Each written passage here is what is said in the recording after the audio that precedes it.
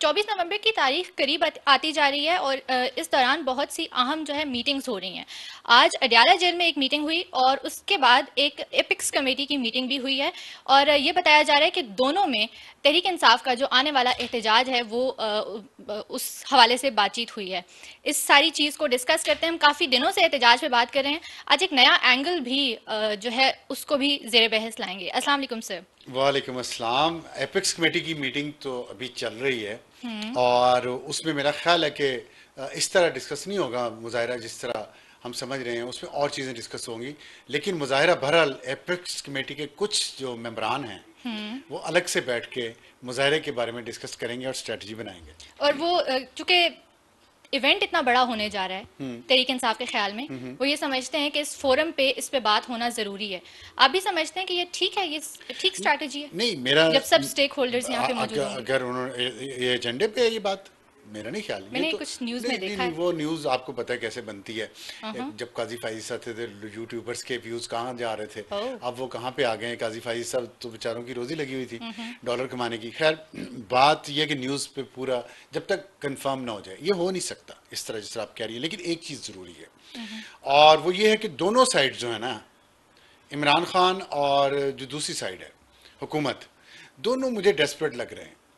और जाहिर है इतने अरसे से, जब इसलिए तो हम कहते हैं कि भी बैठ के बात करें, मुफाहमत से आगे चलें, कुछ ले दे पे बात करें। सियासत और जमहूरियत तो यही होती क्योंकि है। अब अचानक से डायलॉग की बात बहुत ज़्यादा होना शुरू हो गई है कि मुज़ाकरात की इजाज़त दे दी गई है, अली मीन गंडा पर मुज़ाकरात करेंगे। गवर्नमेंट भी कह रही है कि आएँ बातचीत करें, प्री कंडीशंस के बगैर करें तो हम कर लेंगे।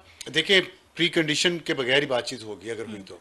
और उसमें खान साहब के जो मुतालबात हैं वो तो मानने के काबिल नहीं है। इसलिए और इस्टेब्लिशमेंट जो है वो इस बात पे बहुत क्लियर है कि 9 मई के वाक़यात को भुला के तो आगे नहीं चला जाया जा सकता। उस पर माफ़ी मांगनी पड़ेगी खान साहब को अगर कोई मिडिल ग्राउंड करनी है। अब डेस्परेशन जो मैंने कहा दोनों तरफ की, हुकूमत की तरफ से जो आज फैसल वावडा ने जो प्रेस कॉन्फ्रेंस की है ना, और जिस तरह की उन्होंने गुफ्तगू फरमाई है, हुकूमत उससे की मुझे तरफ से लग की रहा है? है। हाँ? हुकूमत की तरफ से की है? क्योंकि अरब उन्होंने अरबाबे हुकूमत को खुद कमकल कहा अरबाबे है। इख्तियार कह लेते हैं हम। अच्छा, आपका मेरे क्या ख्याल ख्याल में है? ज़्यादा बेहतर आप है। नहीं, ये आप पॉडकास्ट आज आपको पता पैमरा का नोटिस भी आया है कि पॉडकास्ट, खैर उनका इस पे तो यूट्यूब पॉडकास्ट पे से तो कोई नहीं आया। ताल्लुक नहीं, लेकिन उन्होंने कहा है कि आप जिस तरह के थंबनेल्स बना रहे हैं, हमें नहीं कहा, शुक्र हाँ है, हाँ। औरों को कहा है और उन्होंने एग्जांपल्स भी दी हैं। तो आप इसका बहुत क्रेडिट आपको सनसनी, जाता है, जैसे आप हमें कहते हैं कि थंबनेल्स चलें ज़रा शुक्र है सोच आपने समझ के मेरे बनाया किसी करें। क्रेडिट को तो एक्नॉलेज किया। तो आई नो। मैं ये कह रहा था कि डेस्परेशन जो है ना, वो इस जो फैसल वावडा की उनकी जो लहजा है, जो प्रेस कॉन्फ्रेंस है, उसमें नज़र आ रहा है। मैं उस पर अभी आगे जब हम बात करेंगे तो मैं उस पर आऊँगा कि वो क्या है फ्रस्ट्रेशन। वो अमेरिका से रिलेटेड है। अच्छा, दूसरी जो इमरान खान की तरफ फ्रस्ट्रेशन है ना, जो 24 नवंबर की कॉल दी है, अचानक दी है, बहुत करीब तारीख दी है, बहुत एम्बिशियस टारगेट रख लिए हैं, बहुत बंदे आएंगे, 10,000 एक बंदा एमएनए लेके आएगा, 5,000 एमपी लेके आएगा। डू तो और डाई। एक हल्के से तो 20,000 लोग निकलेंगे एक हल्के से, जहाँ पे अगर खान साहब को 1 लाख वोट पड़ा है तो उसमें से 20,000 निकलेंगे। मतलब हर घर में से 2-2 लोग, बहुत मुश्किल काम है। और फिर इतना पैसा उस पर लगेगा, तो उसमें जो ये डेस्परेशन है, और फिर उसकी वजह से आप देखिए इस वक्त पूरे मीडिया पे, सोशल मीडिया पे एक ही नाम है, बुशरा बीबी, बुशरा बीबी, बुशरा बीबी, बुशरा बीबी। अलीमा खान कहीं नहीं नजर आ रही। 24 नवंबर की डेट किसने अनाउंस की थी? अलीमा अलीमा खान खान है। साहिबा। अलीमा खान साहब का कोई बयान, कोई प्रेस कॉन्फ्रेंस, किसी से मीटिंग, किसी मीटिंग में उनको बुलाया गया, उन्हें बिठाया गया नहीं है ना। कौन है इस वक्त क़यादत के मनसब पे फाइज? बुशरा बीबी। तो बुशरा बीबी ने बड़ी सफाई रीजन से भी है। और बड़ी स्मार्टनेस से उन्होंने पार्टी को कंट्रोल में कर लिया है, which is good for party I think. अच्छा। हाँ, तो स्वाय कुछ मामलात के। कुछ मामलात, कौन से मामलात?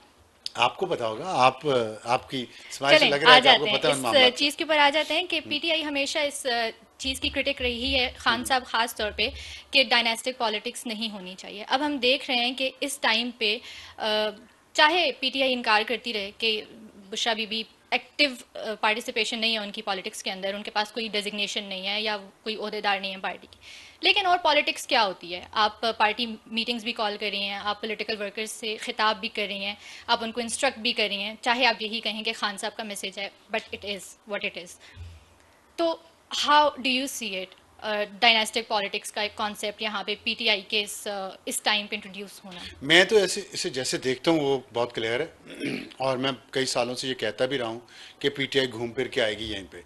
आप बताएं मुझे, आप कैसे देख रही हैं और आपकी जो जनरेशन के लोग हैं जिनको ये बताया, गालियाँ सिखाई गई थी कि मौरूसी सियासत जो है ये दरबार में बैठे हुए हैं, दरबारी लोग हैं, इतने मुअज़्ज़ज़ सियासतदानों को गालियां दी गई सिर्फ इस बात पे, पीपल्स पार्टी और मुस्लिम लीग नून के और जेयूआई के मौलाना फजल रहमान, एएनपी के भी, जिनकी नस्ल दर नस्ल कुर्बानियाँ थी, जिन सियासी ख़ानदानों की इस मुल्क के साथ वाबस्तगी में, मोहब्बत में, वफा में, उनको गालियाँ दी गई पिछले 25 साल और उनको बताया गया, उनके जहनों में ड्रिल किया गया कि ये गंदी चीज़ है, तुम लोग दरबारी हो, तुम लोगों की अपनी इज्जत कोई नहीं, तुम लोग मुलाजम और नौकर हो।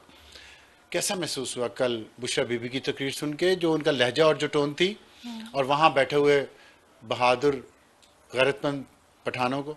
आप बताएं, आपको कैसा महसूस हुआ? आपको कैसा लगा कि ये ठीक है, ये मौरूसी सियासत ठीक है?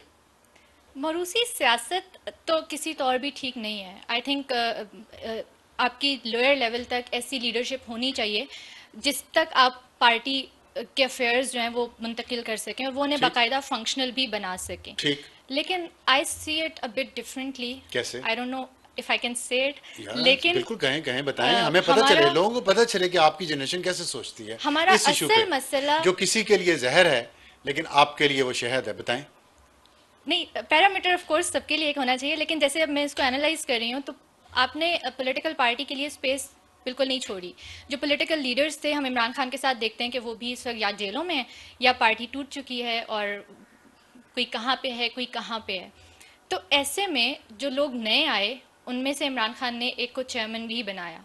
पिछले 1.5 साल से हम देख रहे हैं कि लोगों ने बैरिस्टर गौहर को चेयरमैन ना सिर्फ एक्सेप्ट किया है बल्कि उनकी बात मान भी रहे हैं, लेकिन एक ट्रस्ट डेफिसिट बहुत ज़्यादा है लीडरशिप के ऊपर। तो ऐसे में पीटीआई का वर्कर इस बात के लिए एडवोकेसी कर रहा है कि इमरान खान का जो मैसेज है वो अलीमा खान या फिर बुशरा बीबी को ही देना चाहिए इमरान खान की एब्सेंस में। तो इसका मतलब तो वही बात ठीक साबित हुई ना कि जो खान साहब अगर करें काम वो नेक है और अगर उनका मुखालिफ करे वही काम तो वो बदी है। मैं यही सोच रही हूँ कि ये हिपोक्रेसी है या आप बताएं, ये मार्जिन है। पूछे नहीं, आप जवाब दें, ये हिपोक्रेसी है या नहीं है?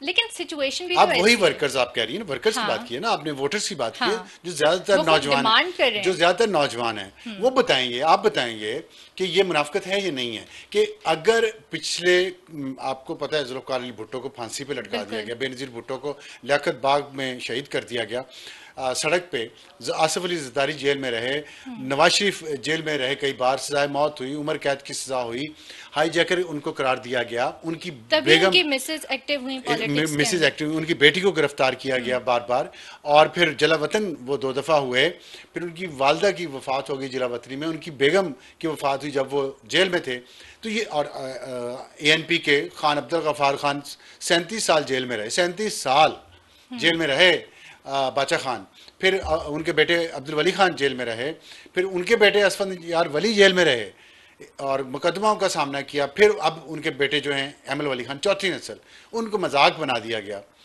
मुफ्ती महमूद है, मौलाना मुफ्ती महमूद, उनके बेटे फजलुर रहमान और उनके बेटे असदुर रहमान। तो ये जब इनके लिए इतनी गाली क्यों बना दिया गया था, अब अपनी बारी आई है तो अब कह रहे हैं कि हाँ वो ट्रस्ट का इशू होता है। और ये देखें, no, I think PTI is not saying, PTI की जो लीडरशिप है वो इस बात को अभी भी मान नहीं रही है कि बुशरा बीबी एक्टिव हैं। वो पीटीआई की लीडरशिप को फिलहाल छोड़ दें, हाँ। क्योंकि आप उसको बीच में ना लाएंगे, उस पर तो आप लोग भी ट्रस्ट नहीं कर रहे, मतलब यंग जनरेशन भी उस पर ट्रस्ट नहीं कर रही ना, नहीं कर रही ना। जो काम आप कर रहे हैं उसको एक्सेप्ट तो करें कि हम डायनेस्टिक पॉलिटिक्स कर रहे हैं। मैं यही कह रहा हूँ ना कि एक्सेप्ट करने से पहले let's come to the reasons कि ये क्यों हो रहा है। मैं देखिए, ये होना था, हमारा कल्चर ऐसा है। और दूसरी बात ये है कि जब आप यंग जनरेशन, मैंने आपके सामने एक रीजन भी रखी थी कि ये क्यों हो रहा है। मैंने आपको ये बताया था कि, हाँ मैं कह दूं? हाँ हाँ बिल्कुल कहें। ओके, आई थिंक जो हमारे यहाँ पार्टीज के बनने और टूटने का जो एक प्रोसेस है उसकी वजह से we all come down to this dynastic politics thing कि लोग किसी और पे ट्रस्ट ही नहीं कर पा रहे इस वक्त। तो वो ट्रस्ट का इशू है ना। हाँ। तो मैं यही कह रहा हूँ ना कि जब हम आपको लीडरशिप ही नहीं है ना। जब बड़ी आपकी जनरेशन आपको ये बात समझाती थी कि ये डायनेस्टिक पॉलिटिक्स नहीं होती, ये हमारे कल्चर का हिस्सा है। ख़ानदानी लोगों को लोग इज्जत देते हैं और ख़ानदान के लोगों पे भरोसा करते हैं, ट्रस्ट करते हैं। तो आप लोगों ने कहा, आपसे मुराद आपकी जनरेशन के लोगों ने कहा आप लोग दरबारी हैं, आप लोग पीछे मुलाजमों की तरह इनके खड़े होते हैं, सियासी लीडरों के, ये पता नहीं क्या क्या बातें की। मतलब ये, अगर आप किसी रोड पे सफ़र कर रही हो, आप या आपकी जनरेशन का कोई शख्स, और उधर से दूसरी मुखालिफ समझ से एक बंदा आ रहा है या बंदी आ रही जो आपकी रिश्तेदार, आपकी वालदा, आपके वालिदा, आपकी बहन बड़ी, भाई बड़ा, या कोई वैसे ही जानने वाला है जिस पे आप ट्रस्ट का एक रिलेशनशिप है, वो आपको बताया कि आगे सड़क टूटी हुई है, पुल टूटा हुआ है, आप ना जाएं, आप गिर जाएंगे। आप कहें नहीं, आप कहेंगे कि नहीं मैं ट्रस्ट नहीं करती, मैंने जाना है।